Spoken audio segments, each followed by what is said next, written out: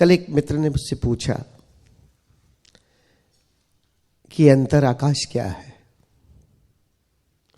ये आप 2 इंच सिर के आंखों के पीछे देखने को कहते हैं, तो कहां जाना है? और एक मित्र ने पूछा कि हमारा शाश्वत स्वरूप कैसे अनुभव में आएगा। उत्तर दोनों के ही एक है। विज्ञान भैरव तंत्र की ये बहुत प्यारी विधि है, जहां ओशो समझाते हैं, close the 7 openings of the head and space between the eyes contains whole existence। ये जो सर के 7 द्वार है, 2 नासापुट, 1 मुंह, 2 कान, 2 आंखें, इनको अगर बंद कर दिया जाए, कानों को एयर प्लग से बंद किया जा सकता है, आंखों पे पट्टी लगाई जा सकती है, कुछ ना बोलो तो मुंह तो बंद ही है, और थोड़ी देर सांस रोक लो तो ये नासापुट भी बंद हो गए, और तुरंत आप अपने आंखों के मध्य में स्वयं को एक आकाश की भांति अनुभव कर सकते हो। विज्ञान भैरव तंत्र की एक एक विधि इतनी कारगर है, इतनी इंपॉर्टेंट है। एक्चुअली तो ये जीवन है, इसे विधियां कहना भी ठीक नहीं, ये हमारे जीवन जीने की शैली है। भगवान शिव ने जो मां पार्वती को दी है, ये जो 112 विधियां, अगर लौटकर अपनी दिनचर्या को आप देखोगे तो आप पाओगे कि कोई ना कोई विधि में आप संलग्न है। ऑटोमेटिक आप एक मेडिटेटिव लाइफ को उपलब्ध हो सकते हो। ऑटोमेटिक, कुछ करने की जरूरत नहीं। चाहे वो सांस की विधियां हो, चाहे वो ओंकार की हो, चाहे ऐसे ही बैठ जाने की हो, चाहे अंतर आकाश की हो, आप हर विधि के माध्यम से स्वयं से जुड़ जाते हो। और स्वयं से जुड़ना ही तो ध्यान है। स्वयं से जुड़ोगे, होशपूर्ण हो जाओगे, स्वयं से जुड़ोगे, इस क्षण में आ जाओगे। और मेडिटेटिव लाइफ की डेफिनेशन क्या दोगे? आप होशपूर्ण हो तो आप प्रेमपूर्ण हो सकते हो।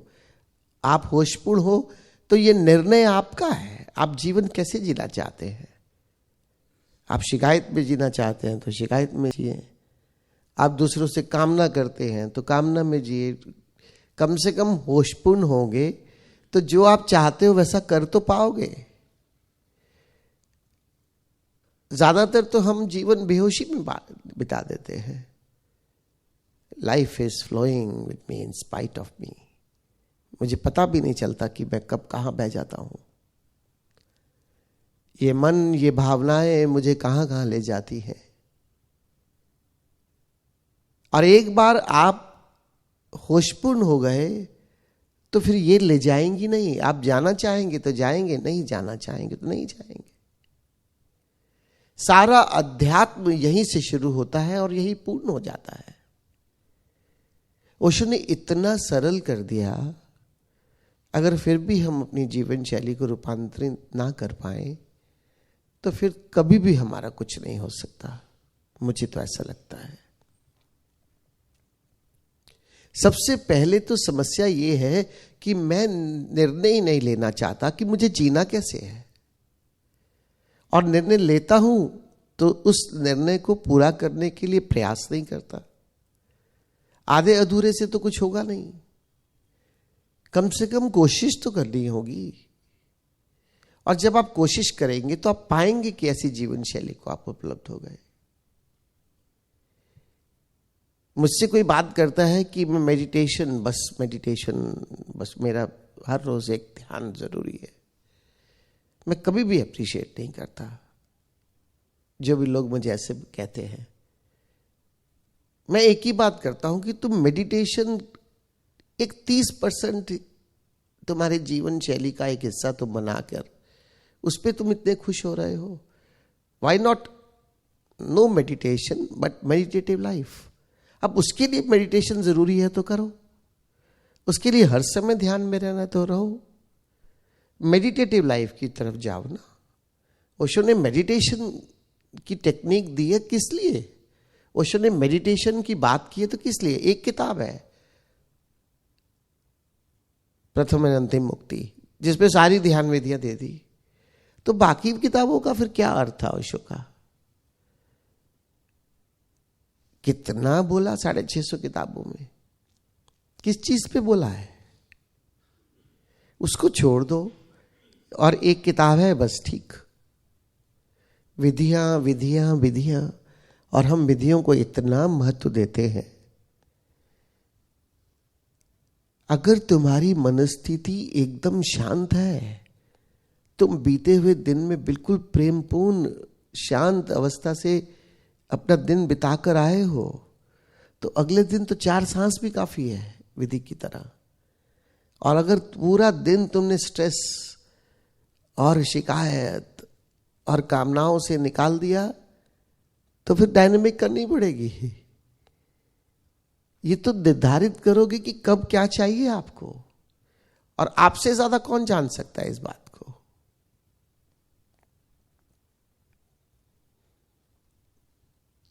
Close the 7 openings of the head, and space between your eyes contains the whole existence, and this is your inner space. आज सुनेंगे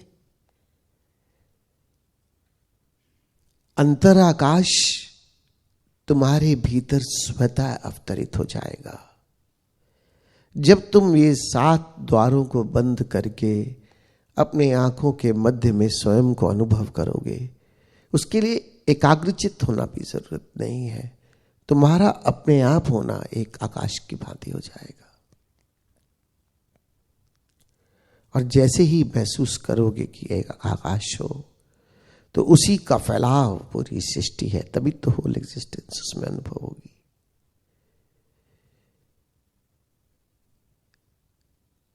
अंतर आकाश एक ऑब्जेक्टिव नहीं है कि आंख बंद करो और सामने देखो। बंद आंखों से जो सामने दिखाई देता है वो अंतर आकाश है। अंतर आकाश तुमसे शुरू होता है और तुम्हारे भीतर से शुरू होकर इसका फैलाव है, और उस फैलाव को अनुभव करो। पूरा आकाश जो एक ही आकाश है, भीतर और बाहर, जिसमें कोई भेद भी नहीं, जो खंड खंड नहीं है कि मेरे भीतर अलग है और जिसे मैं सामने देखता हूं वो अलग है। मेरे भीतर उत्पन्न हुआ ये आकाश, यही मेरा शाश्वत स्वरूप है। मरने के बाद मेरी स्थिति क्या होगी अभी पता चलेगा। अभी जैसे महसूस करोगे बॉडी लेसनेस है, थॉटलेसनेस है, बियॉन्ड इमोशंस है, तो जो बच रहा है वही तो हो तुम। इतनी सरलता से हमारा होना हमें अनुभव कराया ओशो ने। ये बॉडीलेसनेस का मतलब क्या है? कल मेरे पास जब शरीर नहीं होगा, फीलिंग सेम ही होगी। अगर शरीर का बोध समाप्त हो गया, जो बचा वो क्या है? अगर मन पूरी तरह से शांत है,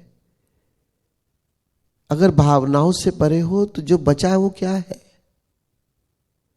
वो आकाश ही हमारा सत्य है, चाहे भीतर का कहो चाहे बाहर का, क्योंकि 2 है ही नहीं।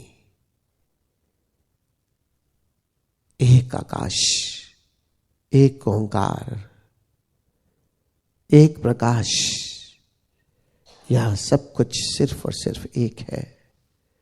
और उस एक को उपलब्ध हो जाना अध्यात्म है। इससे दूर जाने की आवश्यकता नहीं। जीवन में कुछ भी करो पूरे दिन, ये मैटर नहीं करता। कैसे करते हो ये मैटर करता है। होशपूर्ण हो, स्वयं निर्धारित करो कि क्या करने जैसा है और क्या करने जैसा नहीं है। जो करने जैसा है वो करोगे, जैसे करना है वैसे करोगे, और इसी से हमारा लाइफ, हमारा जीवन आध्यात्मिक हो जाएगा। One of my friend asked yesterday, what is the inner space? Or what is the reality of the life? Inner space, Osho is saying, close the 7 openings of the head, and space between your eyes contains the whole existence. This is what we have to experience as an inner space. You can't watch the inner space like an object, like closing your eyes and you are watching something in front of you. That is not a continuity. The inner space is you experience the space within you first. Like I am suggesting to see 2 inches behind the third eye. That means you have to go inside your skull.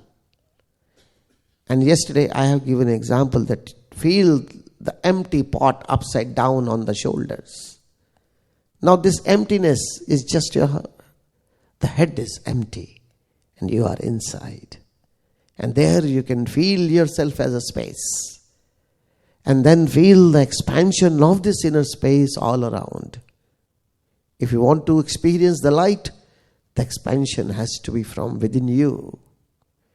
It is not the object that you are watching something outside. And once you are connected with your inner space, then you will experience there is no duality.